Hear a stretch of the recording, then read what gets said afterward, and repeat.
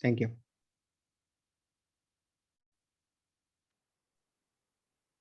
Hi all, good morning.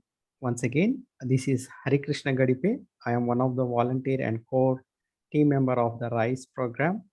First of all, I would like to welcome you to the RISE program and especially to the testing track.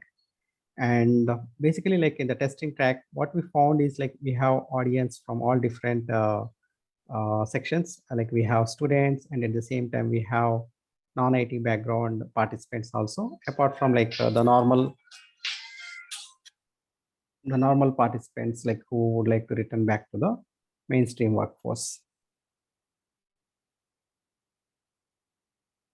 And in case like if you have any kind of question, please feel free to interrupt us and shoot across the question. Me and as well as our trainers, we are going to answer that question.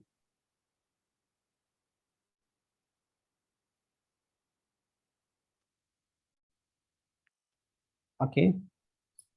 As I said in the very beginning, like we have got a wide variety of audience. The first 20 to 30 minutes, we are going to spend on understanding the fundamentals or the basics of the computers, and then we'll move forward and get into the actual course content. So the first thing is like we'll try to understand what is computers and its evolution, and at the same time, what are the different types of computers, etc. So as for the definition, a computer is an electronic device which is basically used to work with information or compute. And when we look into the origin of this particular word, the computer, which means to calculate, it has come from the Latin.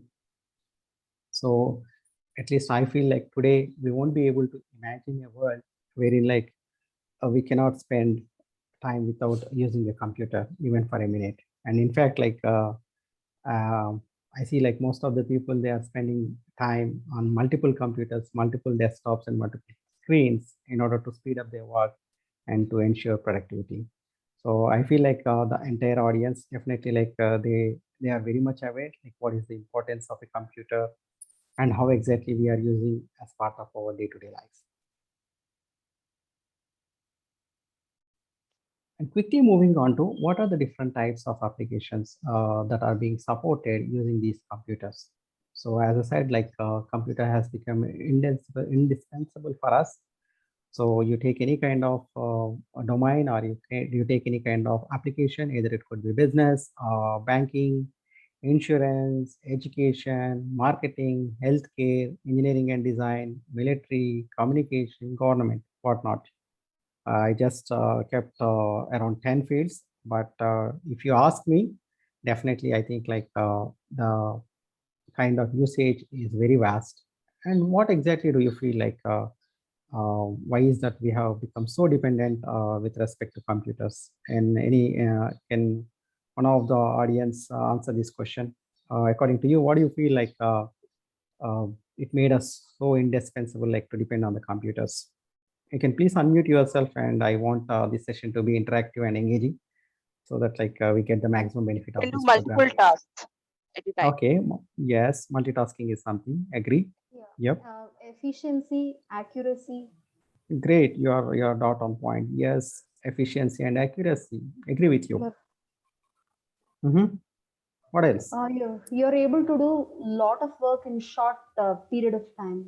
Great. Speed. Yes, definitely. Like we have improved our speed by using the computers. You can And store moreover, memory. Yes, you are absolutely right. We can store the things, and at a later point of time, whenever we need it, we can easily retrieve and use it for our day-to-day activities. You are right. All of you have really got connected to the point. Yes, they are very much needed.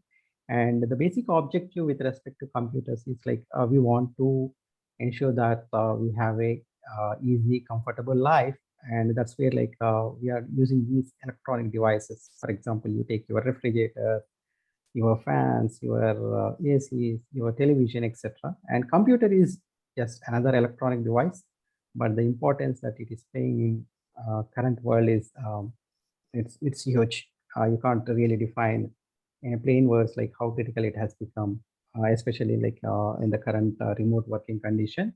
It proved to be very helpful. And I just want to call out like whatever the material, the first 20 slides that are being covered in this particular program, they are being taken from tutorials point, like the source is tutorial point. Also, we have just curated the content. Okay, thank you. Now, quickly moving on.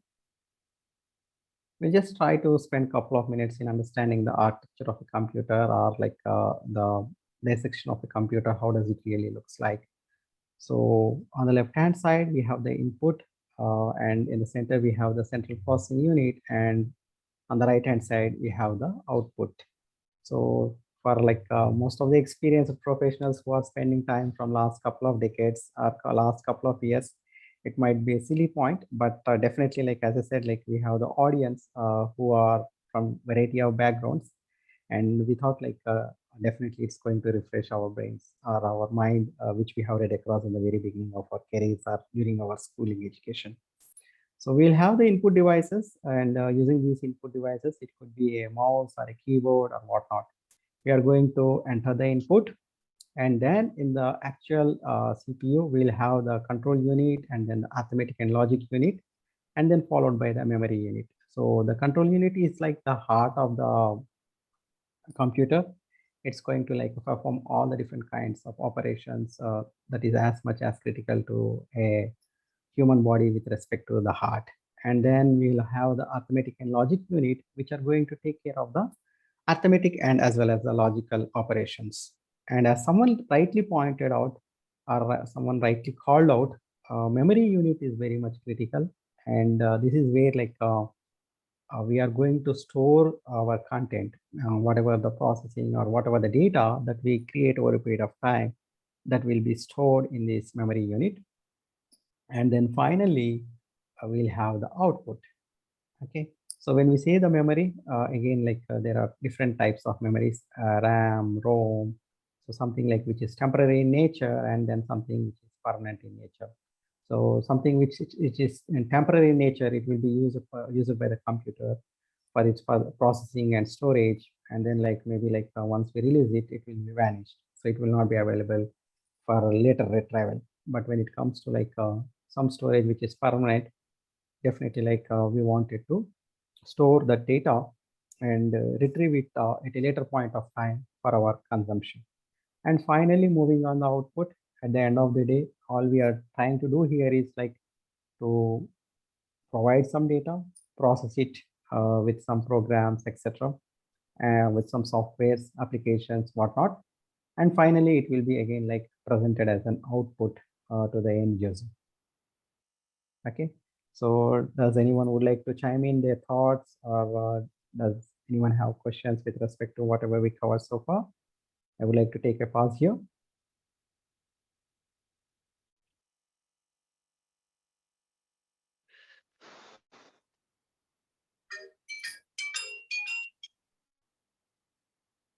Okay. No, Mr. Hari, this is fine. Okay, sure. Thank you.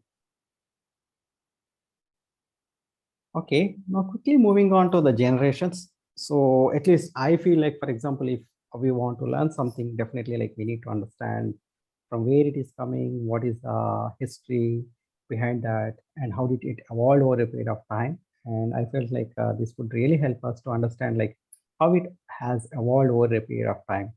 So these timelines, if you look into these timelines, they could be a little bit different depending upon the source from which it has been pulled. And I clearly called out the source like from which I took a reference. So these are the various generations of the computers. So when we say generations, like for example, if you look into the human life cycle itself, we have our ancestors, we have our parents, and currently like we are leading our life, and then followed by our offspring. So computers are no different. If you look into the evaluation, somewhere around in the very beginning of the 19th century, very like almost prior to this also, like we got started with the computers, and the first tagline or the first generation, it was somewhere around in 1946 till 1959. They were called as the first generation of computers. So the first generation of the computers, the basic characteristics of these computers were like they were very big, they were very huge, and at the same time, like they used to work based on the vacuum tube based technology. and they were comparatively very slow. And when it comes to the cost, they were very much expensive. So on the right hand side, you see like there is a one person standing just besides the first generation computer. So that being almost like a very huge room. And as we discussed, it was like based on we used to work on a different vacuum tube based technology and very much expensive. And quickly moving on, the second generation, that is the era of transistors and computers. So the timeline is somewhere around 1959 to 1965. And this is where like we have the transistors came into picture. Technology wise, there was an evolution and they were very much like faster and cheaper compared to the first generation of the computers. And then quickly moving on to the third generation. So the timeline is 1965 to 1971. And again, like from the technological front, we have the integrated circuits instead of the transistors. And as it's like it evolved over a period of time, definitely like there was a greater flexibility with respect to usage. The consumption of the electricity was reduced, and at the same time, like the speed of operations was also increased. And then quickly moving on to the fourth generation, basically like they were designed to work on very large scale integrated circuit chip mechanism, and which contains millions of transistors and other circuits. And finally, the fifth generation, they are basically using this ultra large scale integration. So in a nutshell, these are the various generations of computers that we can think of when we try to understand the evolution of the computers. Okay. Now quickly moving on, the classifications. See, for example, whenever you want to understand what are the different types, definitely like we would like to take some parameter, and based on that, we'll try to segregate it. So here in the case of computers also, it's very much same. We did the classification by use, by type, and by size. We'll quickly run through like what are the different types of classifications that we can think about by these three categories. So when we say like by use, a general purpose, and then a special purpose. So a general purpose computer is something like which you can use on our day-to-day activities. For example, whatever I'm using right now, a laptop or a simple desktop. So these are the best examples. You can use it as per your requirement, and it's like easily available, and you can use it for a number of use cases. And when it comes to the special purpose, as the name itself defines, they have been developed or designed to meet a specific set of applications. For example, here we see like applications that are very much graphic intensive video games, traffic light control systems, or navigation systems, or weather forecasting, and as well as like satellite launch, oil exploration. So like they got a dedicated task, dedicated purpose based on which they have been designed. That's how like these computers have been designed to meet that particular use case. Okay, so this is about like by use, basically like general, and as well as we covered the special purpose. And quickly moving on to the type. So we have the analog computer, which is basically used to process continuously varying data. So everything here, whatever we see, it keeps on changing continuously. So they are generally processing continuous streams. And then the other one is like digital. So digital means like basically like something which deals with the numerics, zeros and ones, and the operations are conducted internally in the device. Basically like it is built to process the binary numbers. And quickly moving on to the third category, that is the hybrid computers. So hybrid is basically like a combination of both analog and as well as digital. Okay. And then quickly moving on to the next slide. This is by the size. So when we look into the size, there are various different sizes and capacities. These computers are rightly available. So we'll go ahead with the supercomputer. So supercomputer, especially like they are used in mission critical applications, and their capacity is totally different when compared to other rest of the class computers. They can execute hundreds of millions of instructions per second, especially like their use cases are like different compared to the rest of the computers. And quickly moving on to the mainframe computers. So it's like a multi-user computer system, and mainframe, like definitely I think like this is something which has come from the vendor known as IBM.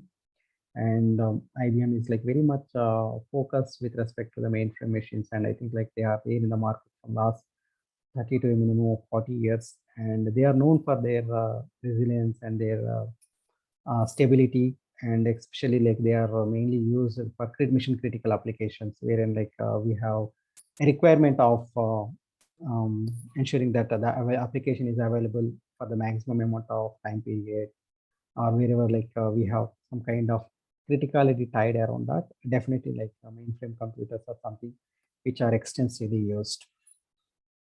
And trust me, like mainframe computers, even though like they are available, they will be accessible only by few persons. Actually, we won't be able to really like look into that particular mainframe machine. I got this opportunity while working for one of the projects. So only few were allowed to like get into that environment where the mainframes were installed. And especially, I think like supercomputer is also something which I feel like very rarely accessible, or very rarely which we can explore. And quickly moving on, so the mini computers. So it's a multi-user computer system capable of supporting hundreds of users simultaneously. So here the difference is like they come after the mainframes, which are like very much mission critical, and then followed by like something which is which can support hundreds of users, and but they are like they don't have that much capacity when compared to the mainframe computers. And then finally the microcomputer. So I think like without these, at least our at least those folks who are in the IT field, they would not be able to like perform anything. It's like as part of their day in day out jobs, definitely like we will be using all these microcomputers, either it could be the desktops or the laptops. Okay, so we just quickly try to understand the classification. Does the audience have any kind of questions with respect to the classification of the computers? Yeah, I'm sorry. Like Mhm. maybe I missed, but then I wanted to know one difference, visible difference between mini and mainframe computers. So like mini and micro, the visible difference is like, see, for example, they are like a kind of servers. You know, like there are, at least I got an opportunity to work on them. So like they support multiple users. That is the main difference actually when it comes to the mini and micro. There we will have like multiple users supported on that particular server. Maybe like I can take an example like a P server, one of the server which I work. It's like a server, but its capacity is not equivalent to the mainframe. It has got a limited capacity when compared to the mainframes. Does that helps?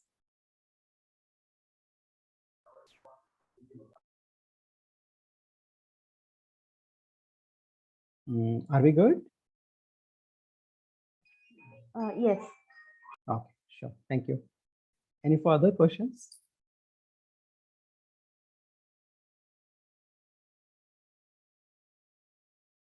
Okay.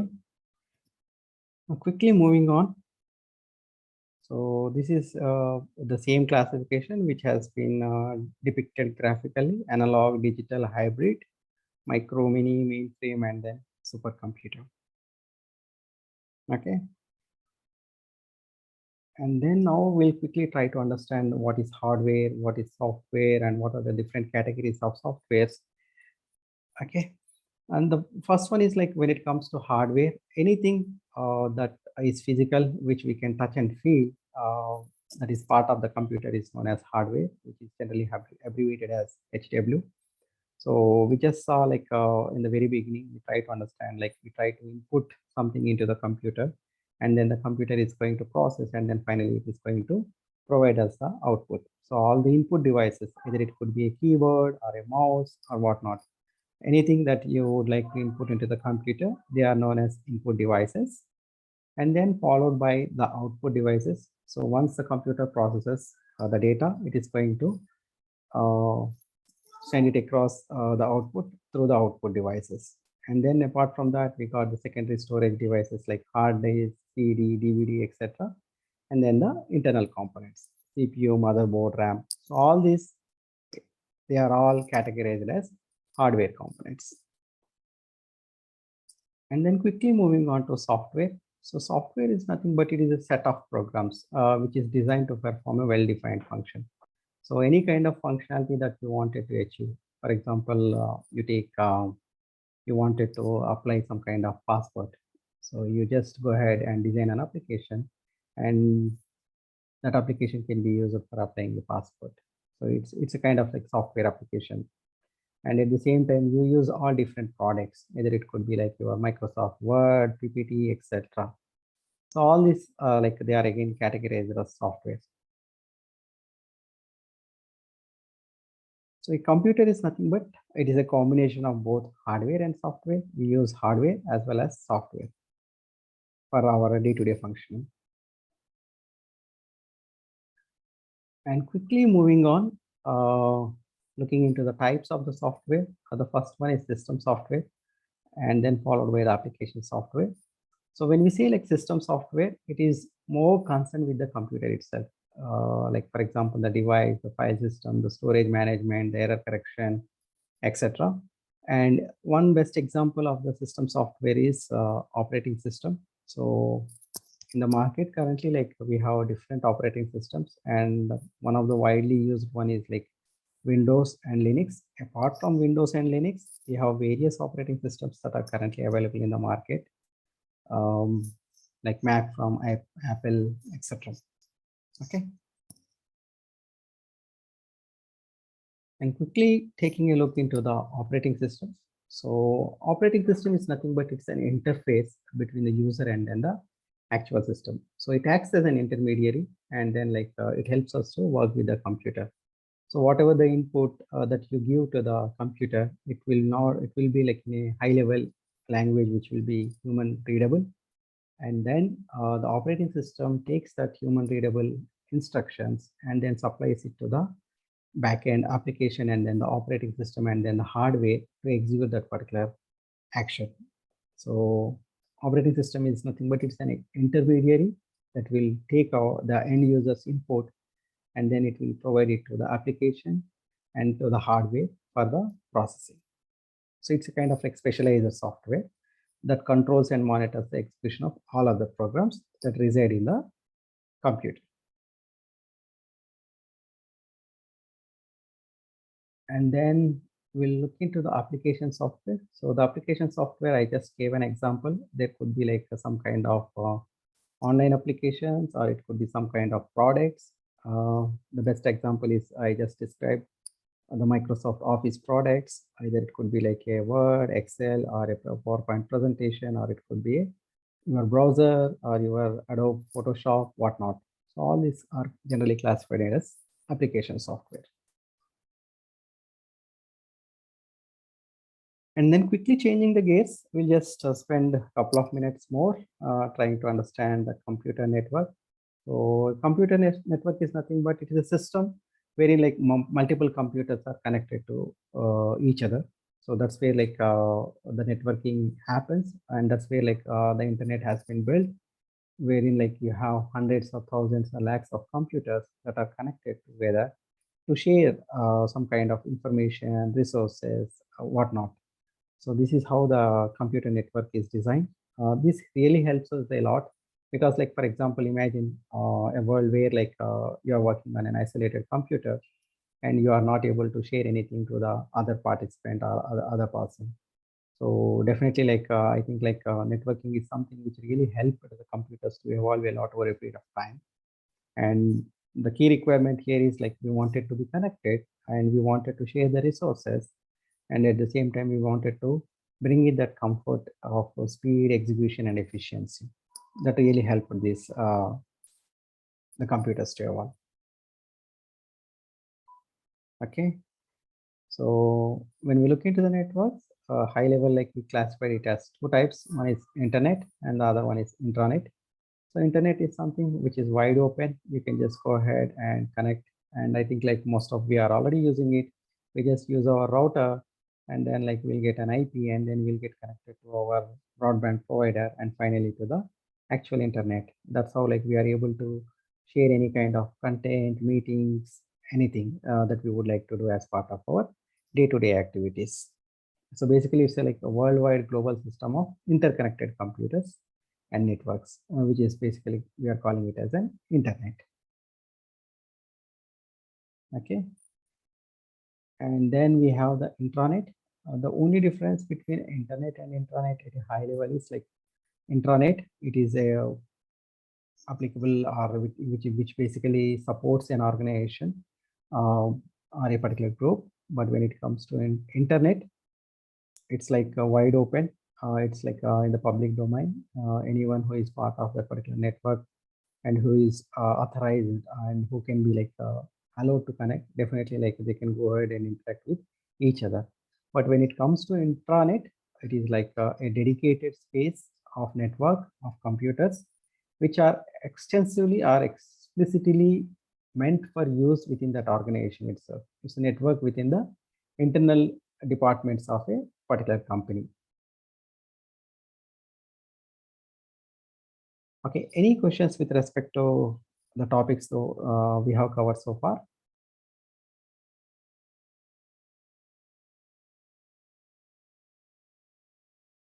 Not as Hello? such. Very helpful. Okay. Not from my end. Sure, thank you. Okay, now quickly moving on to trying to understand some other different concepts which are very much important for this particular training. One is like data, and the other one is like information. So data is like, as we know, in day in day out, whenever like we try to work with any kind of application or software, we generate some kind of what do you call, some kind of information or some kind of facts, bare facts, and which we record it. That is known as data. And why we call it is data is like it gets generated as part of our day-to-day activities whenever we try to do some kind of functionality. And the important distinction between data and information is data on its own will not have any kind of value, or it will have only a little value. But what exactly is information is that, but it is a collection of the organized data element, so that like it gives a kind of dimension, or it gives a kind of perspective to that, so that it can be used for decision making. So I just gave an example, the list of transactions done by a customer in a month, we'll have the data, but if you try to analyze it, it will not give us any sense. But if you apply some kind of dimension, or if you apply some kind of perspective around that, then definitely like that data, it will help you in arriving with respect to some decision making. So aggregate function, like for example, aggregate of the total transactions by a particular customer for that particular month, it will give us an insight like, okay, what is the amount that has been spent by that particular customer under different categories. Like it could be for groceries, or it could be for entertainment, or it could be for transport. So definitely like when we try to align some kind of dimension or some kind of perspective to the data, it is transformed and it will give more meaningful information. And that's what we call it as an information. So that's how the data flows. It generally will be captured at the source, and then it will be processed, and finally like we'll have something known as information, which we can use for any kind of decision making. So on top of information, again, we'll have knowledge and wisdom, which are not covered here, but that is the next layer actually. But to our discussion, definitely just try to understand data, because mostly like we'll try to key in the data into the computers, and then the computers will process this data, and then they will present it as information to us. So quickly moving on, what is information technology? It is the use of computers to create, process, store, retrieve, and exchange all kinds of electronic data and information. And we just try to put in some of the features of the software programming, a computer program, which actually is set for instruction and helps the computer to perform a specific task. And generally, like it ensures that the given instructions are performed successfully, sequentially, and at the same time, it will also ensure that these instructions, they are done in an efficient manner. And generally, they are written in a high-level language. Okay, with that, I think we are good with the basics, the evaluation, the history, the types, the classification. And then like we also try to understand the networking and the difference between hardware, software, application software, and then the system software, etc. Any kind of questions we have with this, like we are good with respect to the fundamentals of the computers. So I would pause here, and I would like to take up any questions that the audience may have.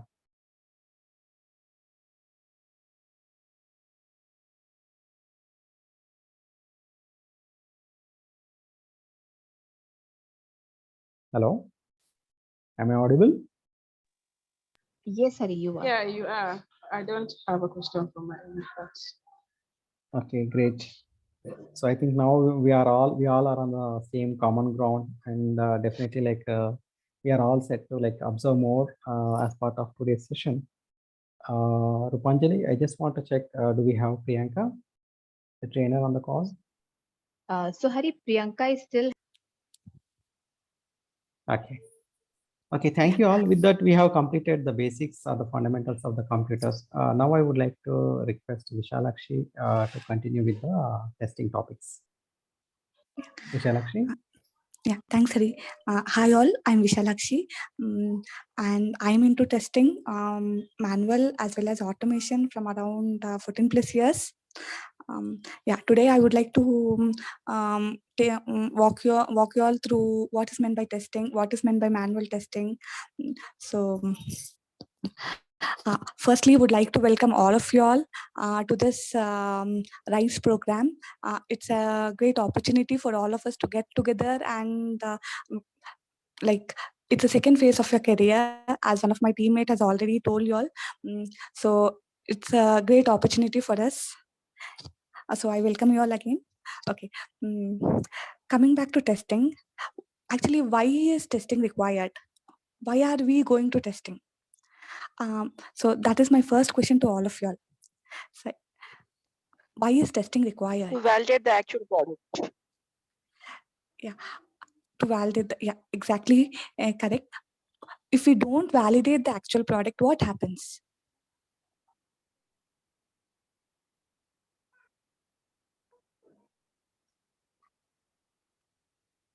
We cannot assure the desired output which we require. Okay. So at the end of the any product, be it a software product, be it anything, at the end of the day, we need the customer to be satisfied with whatever requirements they have given. We need the customer or the client to be happy. And the product which has been delivered should be working 100% accurate without any issues. So for that reason, we all do testing. So testing plays a major role in any of the product, be it a hardware, be it a software, any product, we need testing. So that's the reason the quality assurance or the quality control comes into picture. Okay, so I have like in the last meetup I have seen that there are people from development, there are people from like who are starting their career now, and there are people like who are from different backgrounds. So everybody might be having like why is testing so important, or why should I choose testing? So for one example, for an aircraft design, okay, without doing any testing, if we try to deliver that aircraft, imagine what happens. Okay, it takes so many lives over there. So a small small miss over there, even a one issue will create a mess over there. So that's why testing is so important in each and every part. Okay. So that is one example. Now coming to the some basic terms of software testing. Okay, before going in actual software testing life cycle and all, I just wanted to give you all a little bit terminology about it. So when we say testing, there are two terms. People will be telling manual testing and automation testing. Okay, so what is meant by manual testing? Manual testing is nothing but there is no code over there. Code in the sense the developer is writing the code. Okay. Okay, before going to the developer and all, let me explain you all about the IT team. Okay, see, a team means there is a project manager. Okay, a project manager is a manager who manages the entire product. He is a person who brings the project to us. Okay, by talking to the clients. So he is a person who will manage it. Under the project manager, we have few people.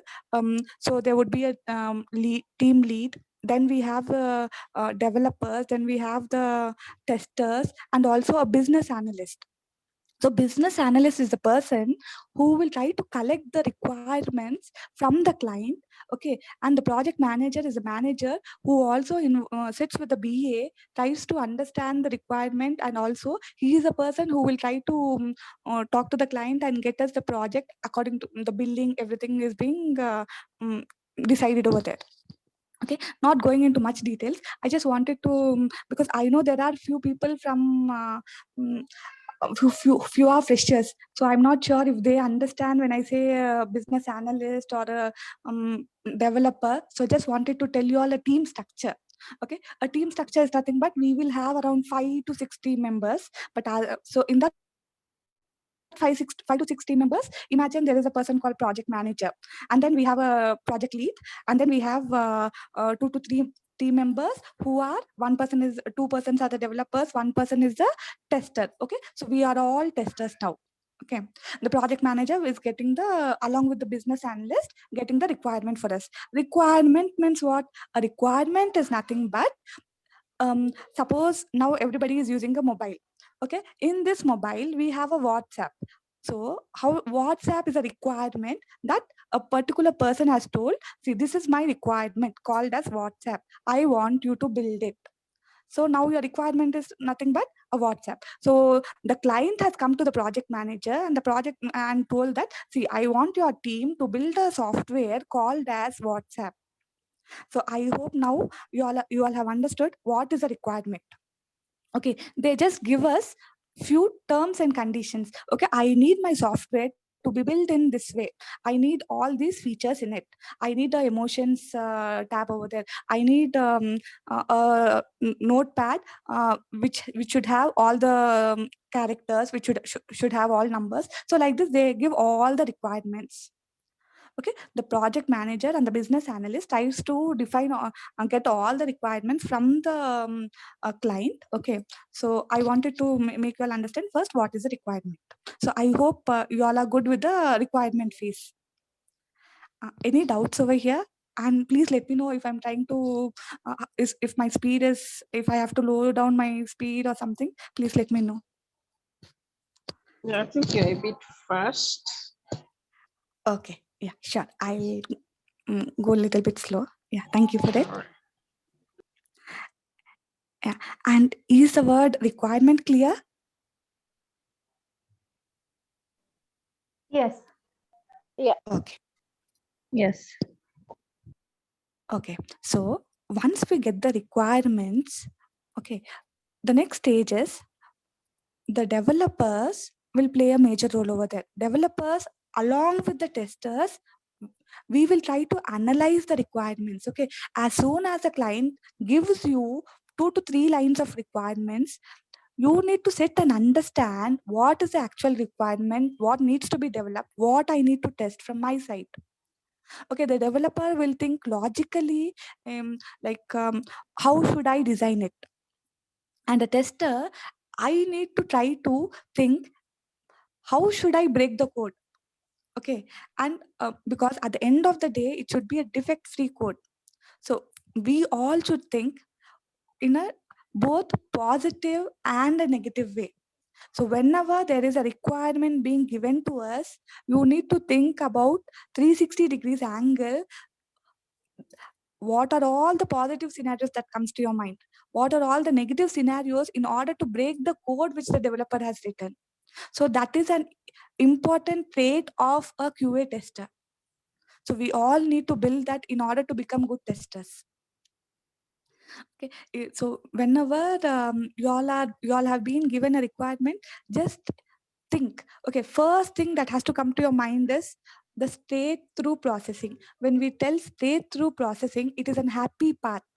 Okay, so, the client has given me a WhatsApp, so you need to tell, okay, WhatsApp means, okay, straight through path, happy path is nothing but, okay, when I do a text, it should full-fledgedly, without any interruption, the data should be passed on to the other user, whomever I am trying to send, the receiver. The data should be passed from the sender to the receiver without any interruption, without any mistake in the content. So that is your happy path. Okay, that is that the developer would be thinking of. But as a tester, what we should think is like, when I am trying to send the data, okay, the data should not only be the text format. Can I put any numerical data? Can I give some special characters in it? Can I put some images in it? The rest all scenarios, as a QA tester, you need to put into it. So I'm not only trying to give you all the basic vocabulary, I'm just trying to bring in some characteristics of a QA role also over here. Am I clear, or am I trying to confuse you all? Is it fine? Are you all Yeah, getting it? Yeah, it is fine. Okay, fine. So now we have understood what is a requirement. When a requirement is being given to the developer, how the developer should think, how the QA tester should think. Okay, till that stage we are good now. Okay, the second stage is, okay, as soon as the requirement is being given, we will get so many ambiguities. So what we do is like, we prepare a sheet, a query sheet or the ambiguity tracker, and we try to write all our queries in it, and we try to get it resolved. Okay, once that is done, only we go to our second phase called as test case creation. The first test planning, then test case creation, test case execution. These are all the different terms involved in testing. I will try to go one by one.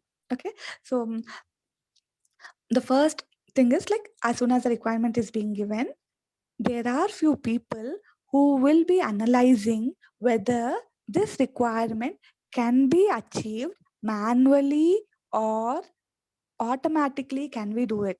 Can we do some automation over there? With the current technology, okay, so mm, we are previously, long back, we did not have so many automation tools, and people were using manual testing. Okay, but now, since we have automation technology present, so people are trying, as soon as a requirement is being given, they are trying to analyze whether this can be done manually or automated. Okay, so now I will define you all what is meant by manual testing. Okay, then we'll go on to automation testing. Okay, let me define what is manual testing. So manual testing means, as soon as the developer codes it, developer will, what he will do is like, see now, same, we will try to take the same example. WhatsApp, the client has given, the project manager has come to the team, given the requirement, this is the requirement, so you all have to develop it. The developer tries to analyze it, he tries to clarify all the questions, and he is using some Java, whatever is the technology the client says, they will try to use the same technology. So suppose I am using Java, so the developer develops using Java. Okay, once he develops it, it comes to the QA. Okay, over here, let me tell you all, there are different methodologies that are defined. Should we use agile? Should we use waterfall? So there are different techniques involved. We will try to cover them in the later sessions. But today I'm trying to give you all an overall picture what actually happens in testing and what are the different terms we will be using. Okay, so there are different techniques involved. So currently, I think we are using some agile methodology. Okay, agile methodology is nothing but it is one process. Okay, using that process, the team will work.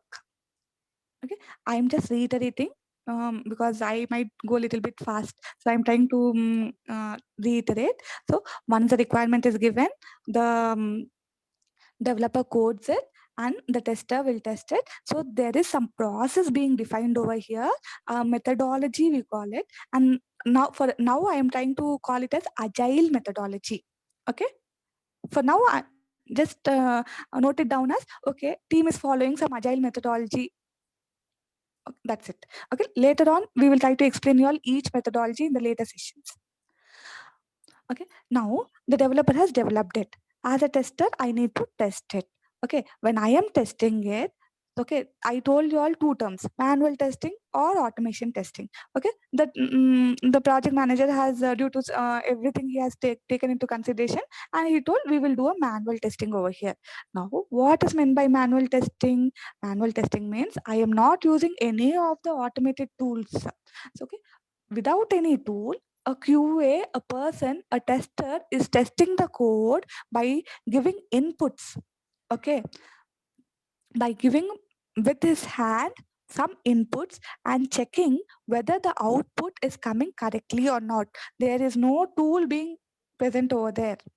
Okay, a person, a human is being involved over there. Am I clear over here? Okay. Manual testing, is it clear? Yeah, it's clear. Yeah. Okay. But when I'm telling there are no tool being used, okay, you all might be telling, Visha, you are telling no tools being used. And also I contradict over here saying that there are tools being used, but the tools are being used not to validate the input and output. The tools are being used as a repository tools. There are some tools called as repository. Repository is nothing but, see, when the client has given you to test the WhatsApp app, you cannot in air write think something and test it. You need to create some data. You need to have some inputs. You need to have some steps. So those steps are nothing but they are your test cases. Okay. There's something called as test planning and all. We will go in detail, but as of now, on a rough picture, I'm trying to give you all. We create some documents. Okay, these documents we create. We write the steps. How should I validate a particular scenario?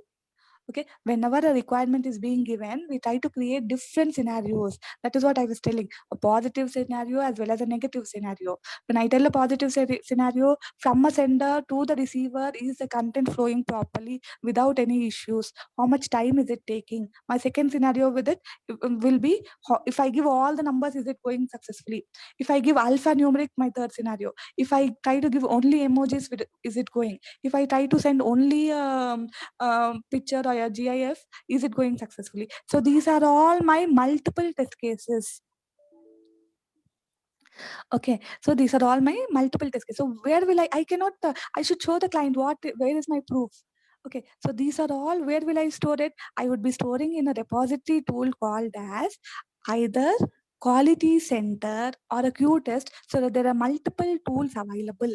But that tool is not helping us anywhere in testing. That tool is only for repository, maintaining our documents. Okay, so in manual testing, we use tools, but tools are not helping us in testing. They are only helping us in storing the documents, a documentation purpose, a repository tool, a test management tool. Okay, I'll stop over here. Please tell me if you all have understood what is meant by a test management tool, and in manual testing, what tool am I using? Am I clear? Yes, Hari. Vishal, apart from these two tools, like, can you help with any other tool names, whatever you described just now? Hari, for test management, we use Jira also nowadays. Okay. Yeah. Qtest is the new tool, Hari. Qtest is now, previously everybody were using Quality Center. We also Mhm. call it as ALM, Application Lifecycle Management Tool. There are different versions in it, but currently everybody in market, they are using Qtest and Jira. Great. And I think like we have some audience who have previous work experience. Maybe like they can share their experiences with respect to any other kind of tools that they have been using. Yeah, yes, Anyone, Hari. Yeah, anyone, yeah, anyone within the participants, they would like to share the experience. Definitely, like it is like a mutually beneficial, right? You can definitely go ahead and share if you have used any other kind of tools. Yes, Hari, I agree with you. It's all learning team. We are all learning together. It's not that I'm just trying to deliver whatever from my experience. So we are all learning together. Any inputs you all have, please pitch in.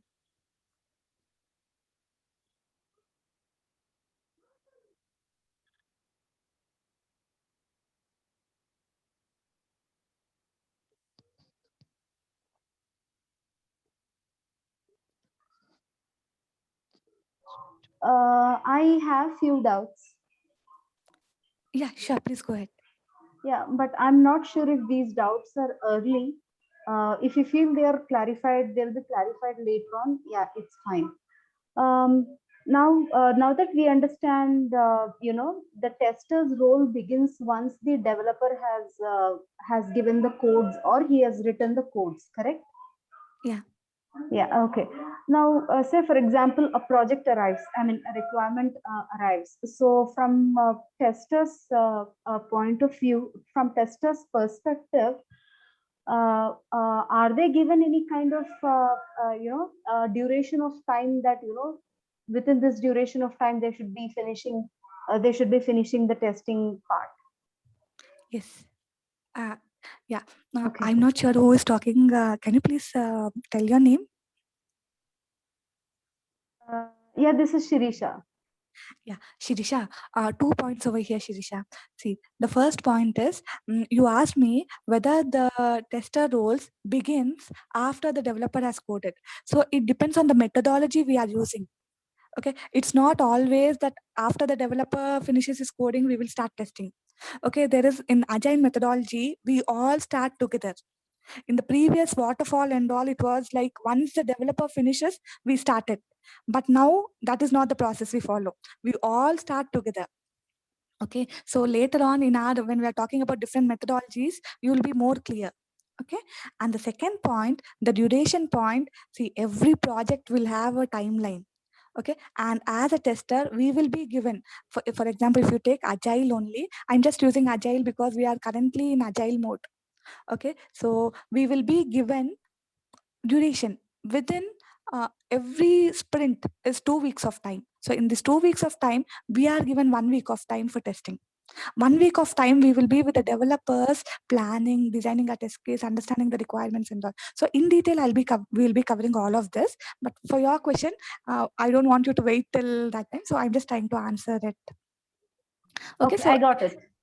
yeah, okay, yeah, thanks Isha, thank you. Any more questions? I just wanted you all to understand like what is meant by manual testing for today, and the first actually what is the requirement. Yeah. So till here, if you all are fine with at least 2 terms, requirement. Second thing is like manual testing, and manual testing. We are using tools, but not for validation. We are using tools for test management. Right. Yes. Yeah, I request the participants, if you have any kind of questions, please feel free to go ahead and shoot it across. There is no dumb question. We can just go ahead and answer them if you are aware of it, or else like we'll make a note of it and then we'll come back to you. Yeah, I just did not get what she just said, that we are manual testing. She said something. If she could repeat that. Yeah.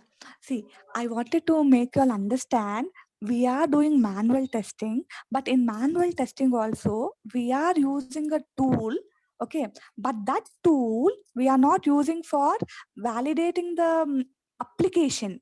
Okay. We are just using it as a test management tool. That is your quality center or Q test. Okay. Where we are trying to store our test cases. Okay. Clear, Srisha? Yeah. Okay. So Sirisha, I just want to add, see, like basically when we are saying manual testing, so it will be done by the tester. But for example, you asked me to like test the functionality of logging on to the WhatsApp application, which Vishal actually just now covered. Okay, as a tester, Hari Krishna tested it out, and like I need to store it at some place, right? Tomorrow, like Vishal actually is my project manager, or she is a client, and she comes back and asks me like, okay, what was the testing that was done, and what was the outcome of that particular testing? So definitely, I need some kind of system, some kind of tool or mechanism to store those test results and share it at a later point of time. So that's wherein these tools, Quality Center or QTest, will come into picture. So they are basically the repository of the test cases that a particular tester will test and store the results. That's what Vishal actually was trying to explain. Hope that helps. Yes, it was good. It was clear. Okay, thank you. Yes, Vishal, we can continue. Yeah. So, Hari, can I take 5 more minutes and explain automation testing? I know up to 12:30 we have. So for their Q&A, I will put some time.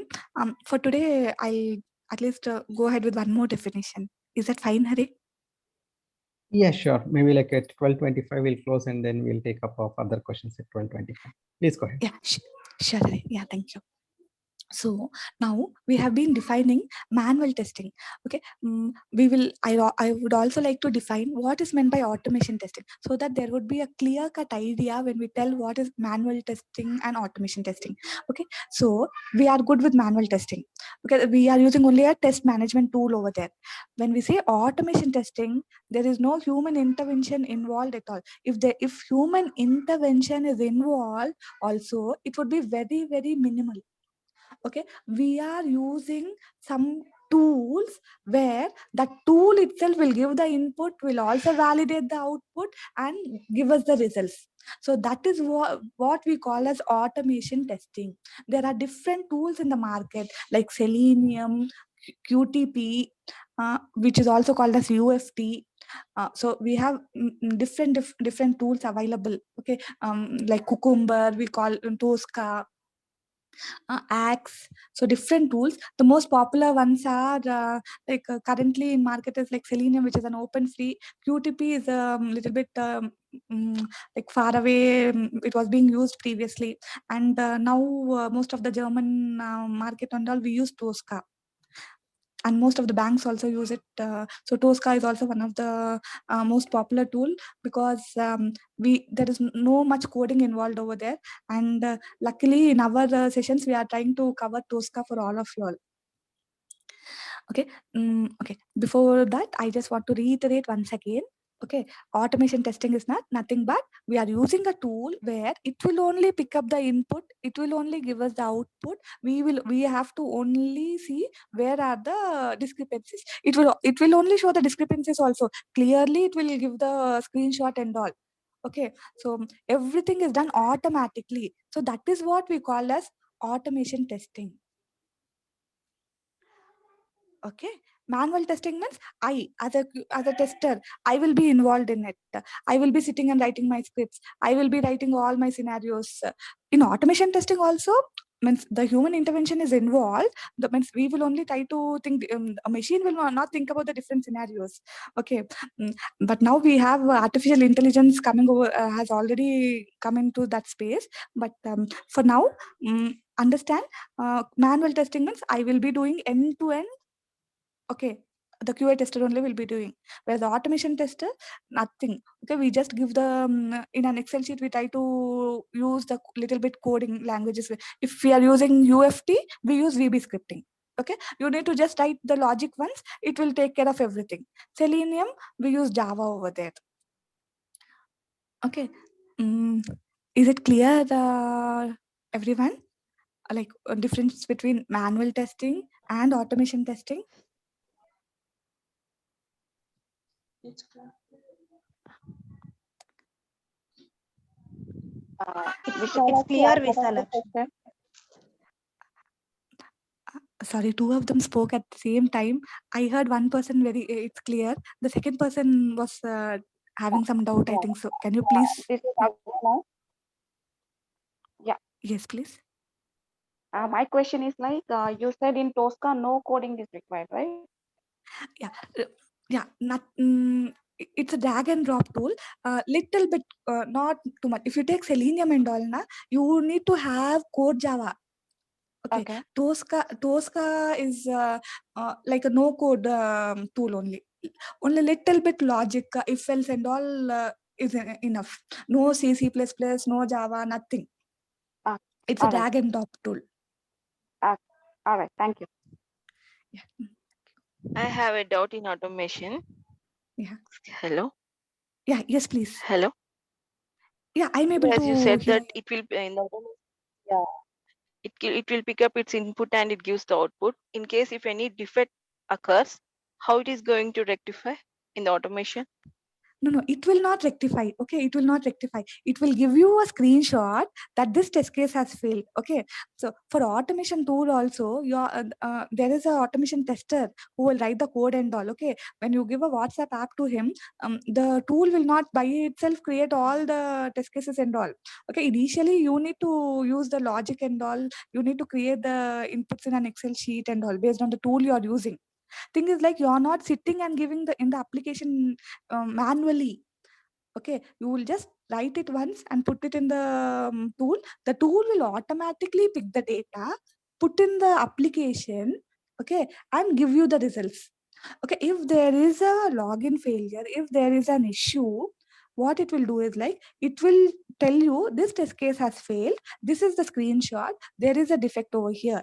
Now it is your responsibility to again bring it back to the developer, make him fix. Again, you should run the same test case. Okay. Okay. Okay, see, only difference over here is in automation, you are not every time inputting the data in the UI. Suppose it's WhatsApp application only, you will not every time go click on the WhatsApp icon and all. There is a tool automatically. As soon as you just give the automated tool credentials, it will only go click on WhatsApp. It will only give the user ID, password, everything. You need not enter manually. That is what meant by manual testing. Whereas manual testing, you will be entering manually each and every detail. Whereas automation, the tool itself will pick the data, enter in the UI, validate everything, give you the results. But it is not going to fix any defects. It will tell you there is a defect over here. You need to again bring it back to the developer, show the defect, and then rerun your code again. Am I clear, Arpita?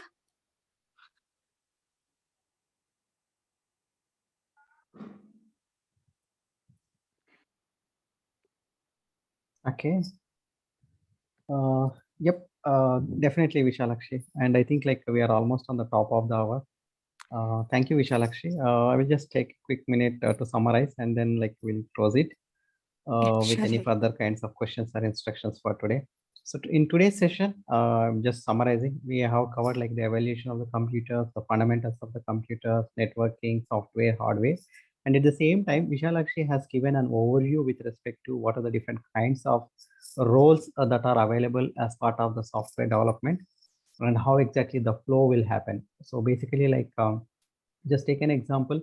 You want to develop a social app. Vishal actually took an example of WhatsApp. So the customer comes in and says like, this is my requirement. I wanted to develop a new application. So that will be our requirement. And that's wherein like the project gets started.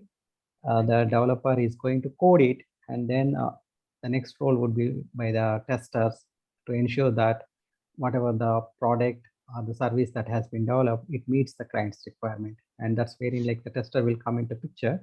And then they will do different kinds of testing. One is the manual testing and the other one is followed by the automated testing. So when we say the manual testing, the testing is done by the tester, but in order to store the results, we use some kind of tools like quality center, Qtest, etc.